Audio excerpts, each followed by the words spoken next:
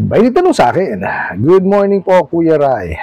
Totoo po ba yan text ng online lending po sa akin? Salamat po Kuya Rai. Notice of ongoing municipal settlement for online lending company. Good day.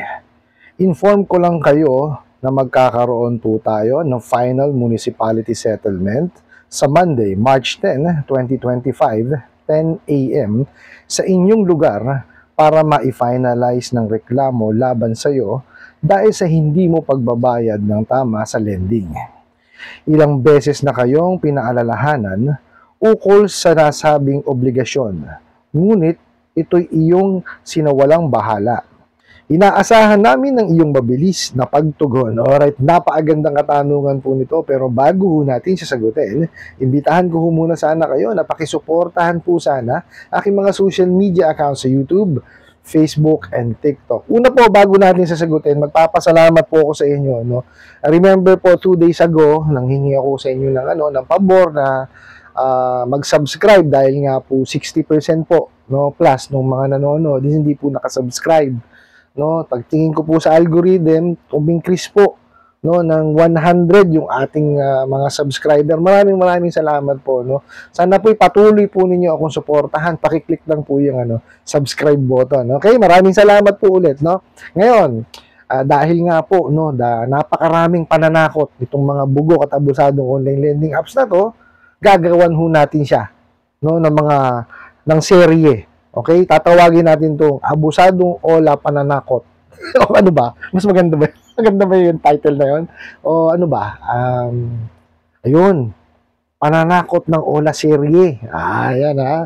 Pananakot ng ola serye number 1. Ito yung number 1. Kasi ito po, ang sabi niya, meron daw municipal settlement. So, totoo ba itong municipal settlement na to? Okay, sagutin ho natin. Okay? Tinatanong nyo kung totoo ba to, ito sasagutin ho natin. Sabi nyo po is, mayroon daw notice of ongoing municipality for online lending. Wow, hindi makapagpakilala. Siguro tong mga to. Parang mas madali yata ilagay yung pangalan ng online lending kaysa sabihin sa online lending company. Diba? So, ano maliwanag? Nananakot lang itong bugok na to. Kasi hindi nga nila masabi yung pangalan ng kumpanya nila. Di po ba? Takot silang ma-identify. Diba? Kasi parang umaamin sila sa kasalanan nila dahil alam nila na mali itong pinagpapapadala nila. Diba? O, simulan nun natin. Okay. Ini-inform kayo na meron na raw final municipality settlement sa Monday, March 10, 2025, 10 a.m. Hinto muna tayo doon. Paano magkakaroon ng final municipality settlement? Kung wala pang nauna, walang pangalawa, di ba? Tsaka there's no such thing po as municipality settlement. Okay? Kasi hindi ho pagtutuunan ng panahon ng munisipyo po ninyo. Sino mag-ano diyan? Magkakandak ng tawag dito ng mediation. Di ba? Ito pakakatandaan ninyo. Pag usapin pong utang na hindi pa lang po nababayaran, small claims court po ang nakakasagot yan, ang nakakasakop dyan. Okay, huwag niyo paniniwalaan yung mga katarantaduhan itong mga abusadong online lending apps na to. Hindi ba? Pati ba naman yung municipality, istorbohin mo pa? Yes, sige, nandun na ako. Yung small claims court po na under ng municipality, dun po nakalagay yan. Pero hindi ho municipality settlement yan. Kaya nga po ang Supreme Court gumawa ng small claims court, di ba?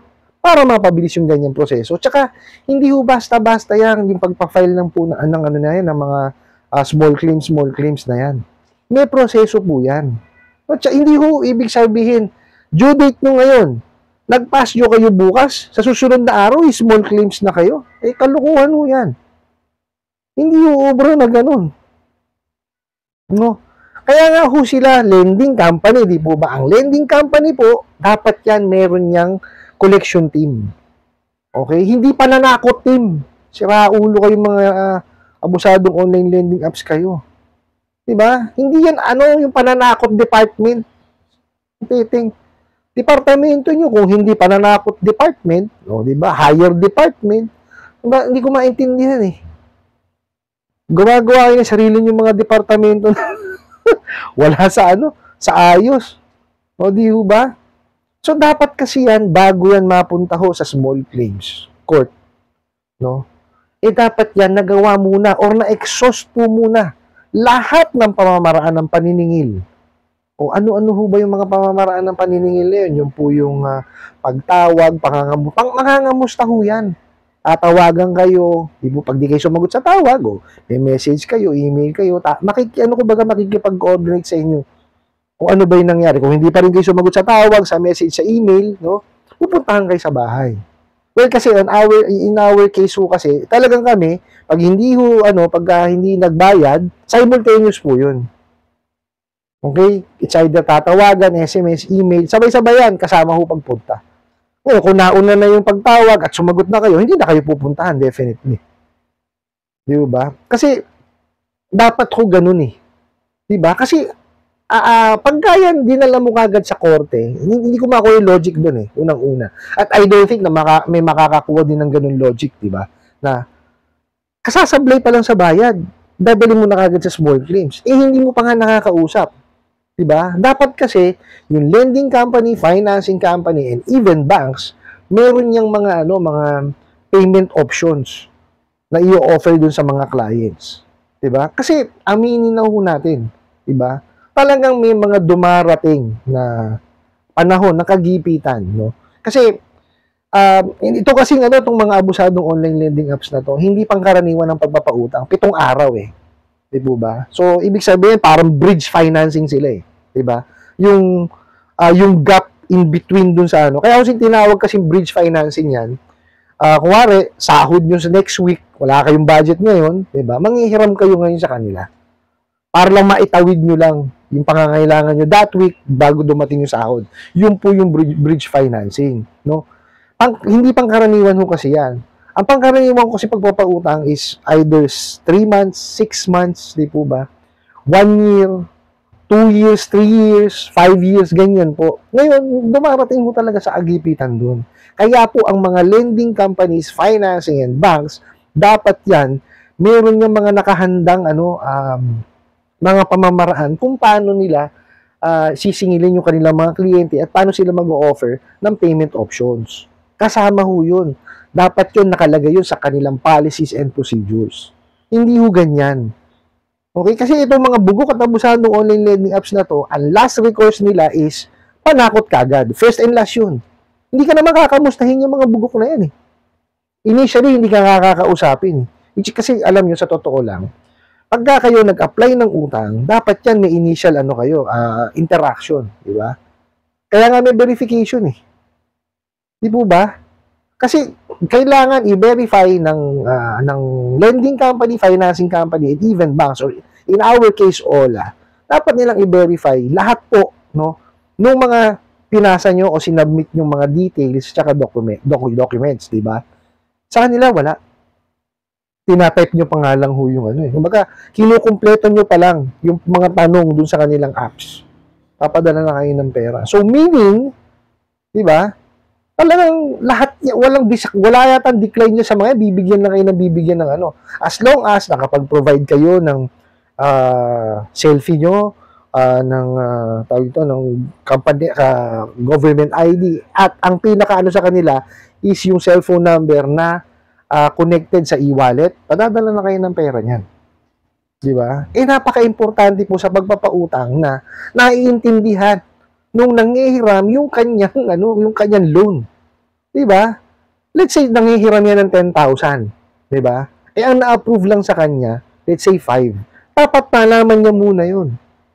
Na-approve lang sa'yo 5,000, tinatanggap mo ba? Pag sinabing hindi, tapos na yun. Hindi nyo na pwedeng ituloy yun. Di ba? Ngayon, pag sinabing oo yun, that's the time, sabihin mo yan, ano ba interest niyan, processing fee, di ba? Gaano kahaba babayaran yan? Di ba? Tapos, ano ba penalty niya pagka sumablay sa bayad yan? Yung mga ganun po. Di ba? Kaya nga po may batas tayong the Truth in Lending Act. Kailangan yan disclosed, fully disclosed po lahat.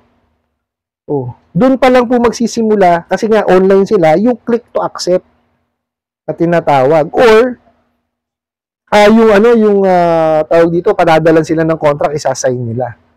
'Di ba? Eh, itong mga to, wala, hindi nila ginagawa yun. Sa simula pa lang, sa pagda-download nyo pa lang, may click to accept na. Wala pa nga kayong ginagawang transaction eh. Diba? Na-accept nyo na kagad. So, meaning, na-trap na kagad kayo. Kaya nga binapadala na kagad kayo ng pera kasi sa simula pa lang po, no, sa pag-accept nyo pa lang sa kanila, di ba, may terms and conditions sila doon.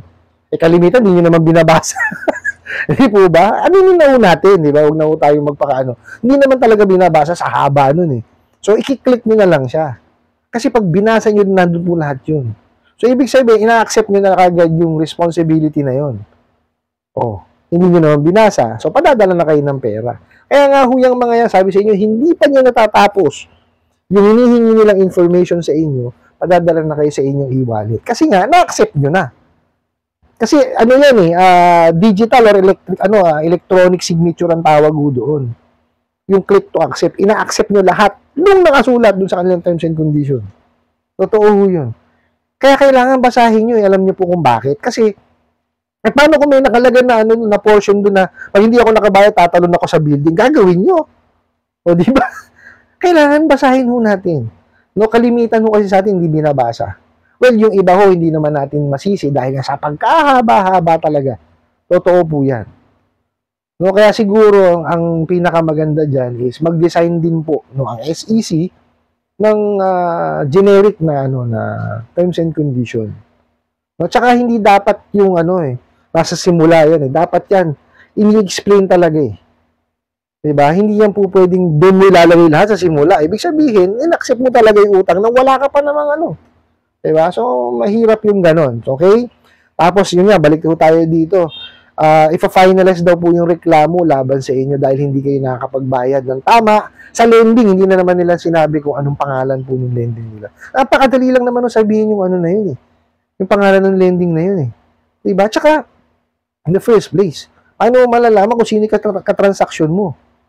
Eh sila itong nagsimula ng tapal system na yan. Alam nila na marami kayong mga nahiramang abusadong online lending apps. Diba? Tapos hindi sila magpapakilala. Kasi nga duwag yung mga yan. Diba ba? Kaya ako, ang lagi kong sinasabi sa inyo, huwag niyo tangkiligin. Kasi ito lang ho yan eh. Nasa sa atin din naman po, no? Kung tayo manghihiram dyan sa mga yan. Okay?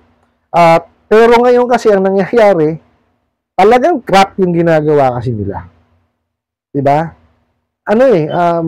Yung mga false advertisement, diba? Nandun. Kaya ngayon, naiinganyo tayo kasi yung ginagawa nyo pag-advertise is very enticing. Ito pa nga.